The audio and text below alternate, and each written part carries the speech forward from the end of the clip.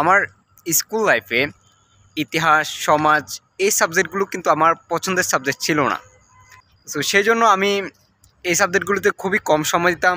Even এই সাবজেক্টগুলোতে রেজাল্টও খারাপ করতাম। আমার স্পেশালি সায়েন্স, ম্যাথমেটিক্স এই সাবজেক্টগুলো আমার খুবই পছন্দের ছিল। আমি এগুলো বেশি বেশি পড়তাম এবং এগুলোতে ভালো রেজাল্ট করতাম। কিন্তু কেউ আমাকে বলে নাই যে ইতিহাসটা আসলে কেন পড়া উচিত। ইভেন আমার স্যারও বলে নাই যে ইতিহাস সাবজেক্টটা পড়লে কী লাভ।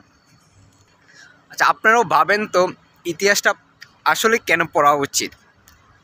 তার কারণটা হচ্ছে যে যখন আমরা ইতিহাস বইটা পড়ব, যখন আমরা ইতিহাসটা পড়ব তখন আমরা পূর্ববর্তী যেসব ঘটনা ঘটেছে সেটা জানতে পারবো এবং এটাও জানতে পারবো কী কারণে সেই ঘটনাগুলো ঘটেছিল।